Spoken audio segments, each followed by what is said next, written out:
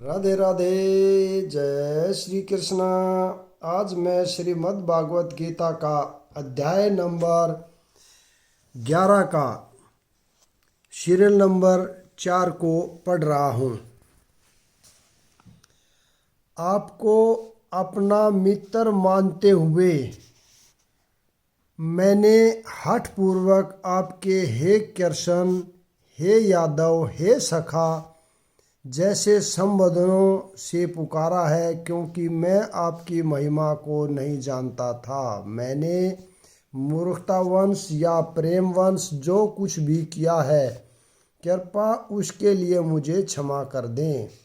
यही नहीं, मैंने कई बार आराम करते समय एक साथ लेटे हुए या साथ साथ खाते या बैठे हुए, कभी अकेले तो कभी अनेकों मित्रों के समक्ष आपका अनादर किया है। हे अच्युत, मेरे इस समस्त अपराधों को क्षमा करें। यद्यपि अर्जुन के समक्ष कृष्ण अपने विराट रूप में है, किंतु उसे कृष्ण के साथ अपना मैत्री भाव स्मरण है, इसलिए वह मित्रता के कारण होने वाले अनेक अपराधों को क्षमा करने के लिए प्रार्थना कर रहा है। वह स्वीकार करता है कि पहले उसे ज्ञात न था कि कृष्ण ऐसा विराट रूप धारण कर सकते हैं। यद्यपि मित्र के रूप में कृष्ण ने उसे यह समझाया था, अर्जुन को यह भी पता नहीं था कि उसने कितनी बार हे मेरे मित्र, हे कृष्ण, हे यादव जैसे संबोधनों के द्वारा उनका अनादर किया है और उनकी महिमा स्वीकार नहीं की। किंतु कृष्ण इतने कृपालु हैं कि इतने ऐश्वर्य मंडित होने पर भी अर्जुन से मित्र की भूमिका निभाते रहे। ऐसा होता है भक्त तथा भगवान के बीच दिव्य प्रेम का आदान प्रदान।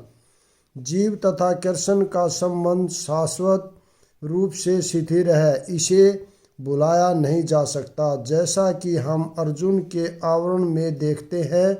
यद्यपि अर्जुन विराट रूप का ऐश्वर्य देख चुका है, किंतु वह कृष्ण के साथ अपनी मैत्री नहीं भूल सकता। आप इस चर तथा अचर संपूर्ण दृश्य जगत के जनक हैं। आप परम पूज्य महान आध्यात्मिक गुरु हैं। न तो कोई आपके तुल्य है, न ही कोई आपके समान हो सकता है। हे अतुल्य शक्ति वाले प्रभु, भला तीनों लोकों में आपसे बढ़कर कोई कैसे हो सकता है। भगवान कृष्ण उसी प्रकार पूज्य है जिस प्रकार पुत्र द्वारा पिता पूज्य होता है। वे गुरु हैं, क्योंकि सर्वप्रथम उन्हीं ने ब्रह्मा को वेदों का उपदेश दिया और इस समय वे अर्जुन को भी भगवत गीता का उपदेश दे रहे हैं। अतः वे आदि गुरु हैं और इस समय किसी भी पारमाणिक गुरु को कृष्ण से प्रारंभ होने वाले गुरु परंपरा का वंशज होना चाहिए। कृष्ण का प्रतिनिधि हुए बिना कोई न तो शिक्षक न आध्यात्मिक विषयों का गुरु हो सकता है। भगवान को सभी प्रकार से नमस्कार किया जा रहा है। उनकी महानता अपरिमेय है। कोई भी भगवान कृष्ण से बढ़कर नहीं, क्योंकि इस लोक में या वैकुंठ लोक में कृष्ण के समान या उनसे बड़ा कोई नहीं है। सभी लोग उनसे निम्न हैं, कोई उनको पार नहीं कर सकता। श्वेतांबर उपनिषद में कहा गया है, भगवान कृष्ण के भी सामान्य व्यक्ति की तरह इंद्रियां तथा शरीर हैं, किंतु उनके लिए अपनी इंद्रियों, अपने शरीर, अपने मन तथा सोम में कोई अंतर नहीं रहता। जो लोग मूर्ख हैं वे कहते हैं कि कृष्ण अपने आत्मा, मन, हृदय तथा अन्य प्रत्येक वस्तु से भिन्न है। कृष्ण तो परम है, अतः उनके कार्य तथा शक्तियाँ भी सर्वश्रेष्ठ हैं। यह भी कहा जाता है कि यद्यपि हमारे समान उनकी इंद्रियां नहीं है, तो भी इंद्रिय कार्य करते हैं। अतः उनकी इंद्रियां न तो सीमित है, न ही अपूर्ण, न कोई उनसे बढ़कर, न उनके तुल्य कोई है। सभी लोग उनसे घटकर हैं। परम पुरुष का ज्ञान, शक्ति तथा कर्म सभी कुछ दिव्य हैं। भगवत गीता में कहा गया है, जन्म कर्म च में दिव्य मेव यो वेति तत्वतः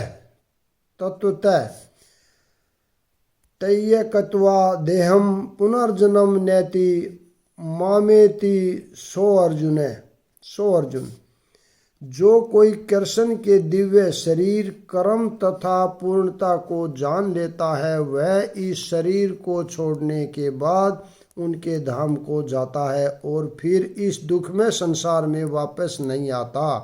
अतः मनुष्य को जान लेना चाहिए कि कृष्ण के कार्य अन्यों से भिन्न हैं। सर्वश्रेष्ठ मार्ग तो यह है कि कृष्ण के नियमों का पालन किया जाए, इससे मनुष्य सिद्ध बनेगा। यह भी कहा गया है कि कोई ऐसा नहीं जो कृष्ण का गुरु बन सके, सभी तो उनके दास हैं। चैतन्य चरितामृत में इसकी पुष्टि होती है। अकेले ईश्वर कृष्ण और सब भरते, केवल कृष्ण ईश्वर है, से सभी उनके दास हैं। प्रत्येक व्यक्ति उनके आदेश का पालन करता है, कोई ऐसा नहीं जो उनके आदेश का उल्लंघन कर सके। प्रत्येक व्यक्ति उनकी अध्यक्षता में होने के कारण उनके निर्देश के अनुसार कार्य करता है। जैसा कि ब्रह्म संहिता में कहा गया है कि वे समस्त कारणों के कारण हैं। आप प्रत्येक जीव द्वारा पूजनीय भगवान हैं। अतः मैं गिरकर सादर प्रणाम करता हूँ और आपकी कृपा की याचना करता हूँ। जिस प्रकार पिता अपने पुत्र की ढिठाई सहन करता है, या मित्र अपने मित्र की दृष्टा सह लेता है, या प्रिय अपनी प्रिय का अपराध सहन कर लेता है, उसी प्रकार आप कृपा करके मेरी त्रुटियों को सहन कर लें। कृष्ण के भक्त उनके साथ विविध प्रकार के संबंध रखते हैं। कोई कृष्ण को पुत्रवत, कोई पति रूप में, कोई मित्र रूप में, या कोई स्वामी के रूप में मान सकता है। कृष्ण और अर्जुन का संबंध मित्रता का है। जिस प्रकार पिता, पति या स्वामी सब अपराध सहन कर लेते हैं, उसी प्रकार कृष्ण सहन करते हैं। पहले कभी न देखे गए आपके इस विराट रूप का दर्शन करके मैं पुलकित हो रहा हूँ, किंतु साथ ही मेरा मन भयभीत हो रहा है। अतः आप मुझ पर कृपा करें और हे देवेश, हे जगन निवास, अपना पुरुषोत्तम भगवत स्वरूप पुनः दिखाएं। अर्जुन को कृष्ण पर विश्वास है, क्योंकि वह उनका प्रिय मित्र है और मित्र रूप में वह अपने मित्र के ऐश्वर्य को देखकर अत्यंत पुलकित है। अर्जुन यह देखकर अत्यंत प्रसन्न है कि उसके मित्र कृष्ण भगवान है और वे ऐसा विराट रूप प्रदर्शित कर सकते हैं, किंतु साथ ही वह इस विराट रूप को देखकर भयभीत है कि उसने अनन्य मैत्री भाव के कारण कृष्ण के प्रति अनेक अपराध किए हैं। इस प्रकार भयवश उसका मन विचलित है। यद्यपि भयभीत होने का कोई कारण नहीं है। अतएव अर्जुन कृष्ण से प्रार्थना करता है कि वे अपना नारायण रूप दिखाएं, क्योंकि वे कोई भी रूप धारण कर सकते हैं। यह विराट रूप भौतिक जगत के ही तुल्य भौतिक एवं नश्वर है, किंतु वैकुंठ लोक में भी नारायण के रूप में उनका शाश्वत चतुर्भुज रूप रहता है। वैकुंठ लोक में असंख्य लोक हैं और कृष्ण इन सब में सबसे भिन्न नामों से अंश रूप में विद्यमान है। इस प्रकार अर्जुन वैकुंठ लोक में उनके किसी एक रूप को देखना चाहता था। निसंदेह प्रत्येक वैकुंठ लोक में नारायण का स्वरूप चतुर्भुजी है, किंतु इन चारों हाथों में वे विभिन्न क्रम के शंख, गदा, कमल तथा चक्र के चिन्ह धारण किए रहते हैं। विभिन्न हाथों में इन चारों चिन्हों के अनुसार नारायण भिन्न भिन्न नामों से पुकारे जाते हैं। ये सारे रूप कृष्ण के ही हैं, इसलिए अर्जुन कृष्ण के चतुर्भुज रूप का दर्शन करना चाहता है। हे विराट रूप, हे सहस्त्रभुज भगवान, मैं आपके मुकुटधारी चतुर्भुज रूप का दर्शन करना चाहता हूँ, जिसमें आप अपने चारों हाथों में शंख, चक्र, गदा तथा पद धारण किए हुए हो। मैं उसी रूप को देखने का इच्छा करता हूँ। ब्रह्मा संहिता में कहा गया है, भगवान सैकड़ों हजारों रूपों में नित्य विद्यमान रहते हैं, जिनमें से राम, नरसिंह, नारायण उनके मुख्य रूप हैं। रूप तो असंख्य हैं, किंतु अर्जुन को ज्ञात था कि कृष्ण ही आदि भगवान है, जिन्होंने यह अक्षणिक विश्व रूप धारण किया है। अब वह प्रार्थना कर रहा है कि भगवान अपने नारायण नित्य रूप का दर्शन दे। इस श्लोक से श्रीमद् भागवत के कथन की निसंदेह पुष्टि होती है कि कृष्ण आदि भगवान हैं और अन्य सारे रूप उन्हीं से प्रकट होते हैं। वे अपने अंशों से भिन्न नहीं हैं और वे अपने असंख्य रूपों में भी नश्वर ही बने रहते हैं। इन सारे रूपों में वे तरुण दिखते हैं। यही भगवान का स्थायी लक्षण है। कृष्ण को जानने वाला इस भौतिक संसार के समस्त कलमश से मुक्त हो जाता है। भगवान ने कहा, हे अर्जुन, मैंने प्रसन्न होकर अपनी अंतरंगा शक्ति के बल पर तुम्हें इस संसार में अपने इस परम विश्व रूप का दर्शन कराया है। इसके पूर्व अन्य किसी ने इस असीम तथा तेजोमय आदि रूप को कभी नहीं देखा था। अर्जुन भगवान के विश्व रूप को देखना चाहता था, अतः भगवान कृष्ण ने अपने भक्त अर्जुन पर अनुकंपा करते हुए उसे अपने तेजोमय तथा ऐश्वर्यमय विश्व रूप का दर्शन कराया।